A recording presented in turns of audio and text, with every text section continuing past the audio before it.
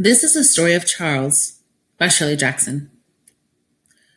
The day my son Laurie started kindergarten, he renounced corduroy overalls with bibs and began wearing blue jeans with a belt.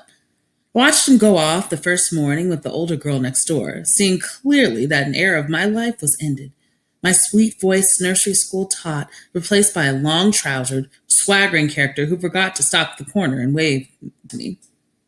He came home the same way, the front door slamming open, his cap on the floor, and the voice suddenly became raucous, shouting, "Isn't anybody here?" At lunch, he spoke insolently to his father, spilled his baby sister's milk, and remarked that his teacher said we were not to take the name of Lord in vain.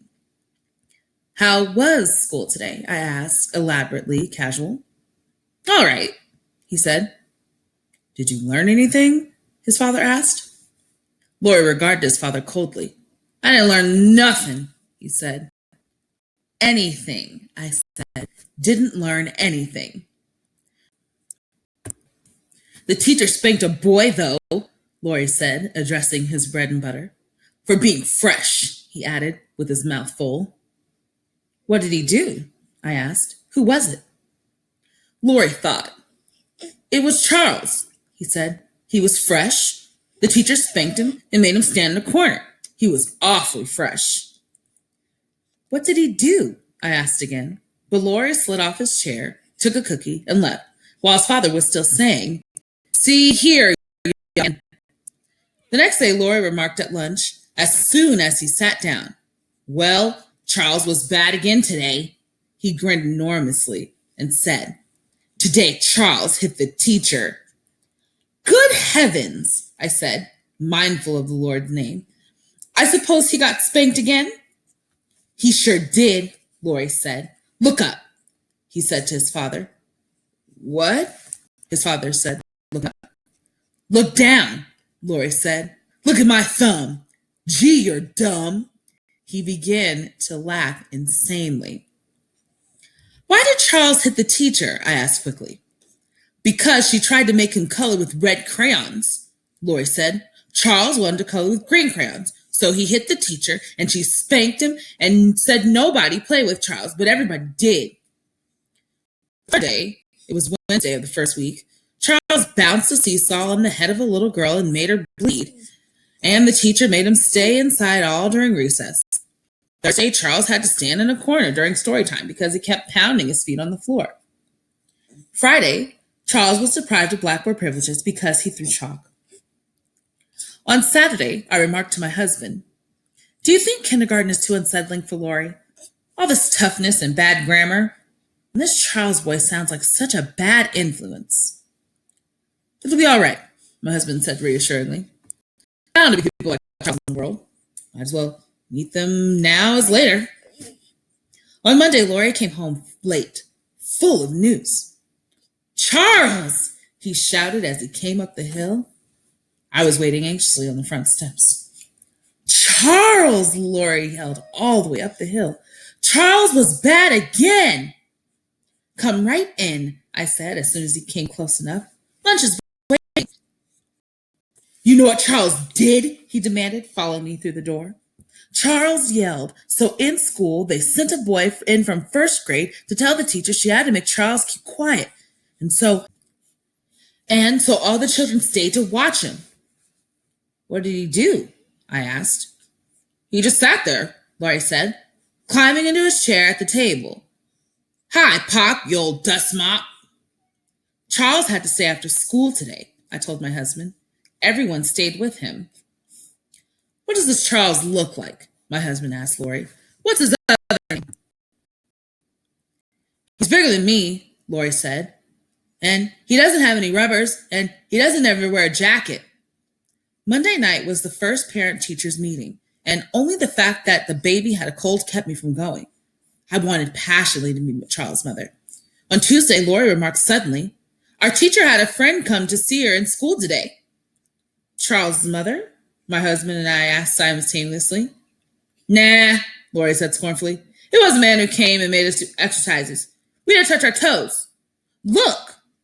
He climbed down from his chair and squatted down and touched his toes. "Like this," he said. He got some solemnly back into his chair and said, picking up his fork, Charles didn't even do exercises. That's fine, I said heartily. Didn't Charles want to do exercises? Nah, Lori said. Charles was so fresh to the teacher's friend, he wasn't let do exercises. Fresh again? I said. He kicked the teacher's friend, Lori said. The teacher's friend told Charles to touch his toes like I just did, and Charles kicked. What are they going to do about Charles, do you suppose? Lori's father asked him. Lori shrugged elaborately. Throw him out of school, I guess, he said. Wednesday and Thursday were routine. Charles yelled during story hour and hit a boy in the stomach and made him cry. On Friday, Charles stayed after school again, and so did all the other children. With the third week of kindergarten, Charles was an institution in our family. The baby was being a Charles when she cried all afternoon. Lori did a Charles when he filled his wagon full of mud and pulled it through the kitchen. Even my husband, when he caught his elbow on the telephone cord and pulled the telephone ashtray and a bowl of flowers off the table, said after the first minute, during the third and fourth weeks, it looked like a reformation in Charles. Lori reported on Thursday of the third week. Charles was so good today, the teacher gave him an apple. What? I said, and my husband added wearily, You mean Charles? Charles, Lori said. He gave the crayons around and he picked up the books afterward, and the teacher said he was her helper. What happened? I asked incredulously. He was her helper, that's all, Lori said and shrugged. Can this be true about Charles? I asked my husband that night. Can something like this happen?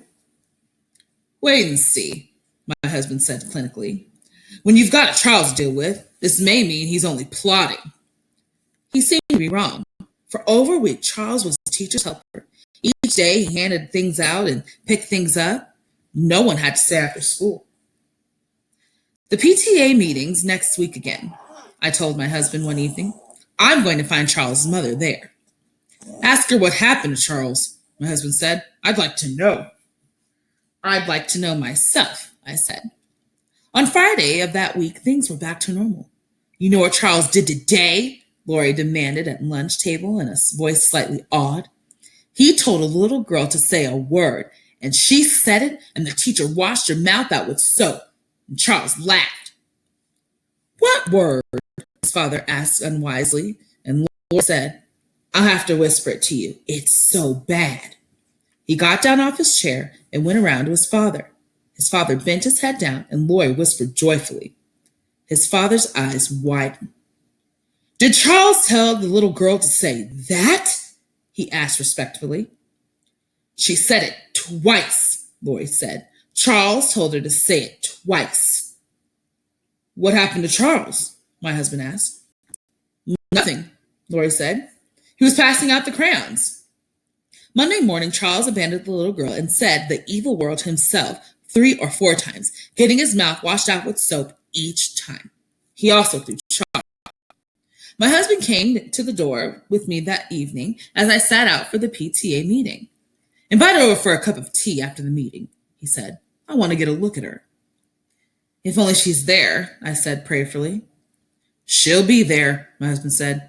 I don't see how they could hold a PTA meeting without Charles' mother. At the meeting, I sat restlessly, scanning each comfortable matronly face, trying to determine which one hid the secret of Charles. None of them looked to me haggard enough. No one stood up in the meeting and apologized for the way her son had been acting. No one mentioned Charles. After the meeting, I identified and sought out Lori's kindergarten teacher. She had a plate with a cup of tea and a piece of chocolate cake. I had a plate with a cup of tea and 1 piece of marshmallow cake. We maneuvered up to one another cautiously and smiled. I've been so anxious to meet you, I said. I'm Lori's mother. We're all so interested in Lori, she said. Well, he certainly likes kindergarten, I said. He talks about it all the time. We had a little trouble adjusting the first week or so, she said primly, but now he's a fine little helper with occasional lapses, of course. Lori usually very quickly, I said. I suppose this time it's Charles' influence. Charles? Yes, I said, laughing. You must have had your hands full in that kindergarten with Charles. Charles? She said. We don't have any Charles in the kindergarten.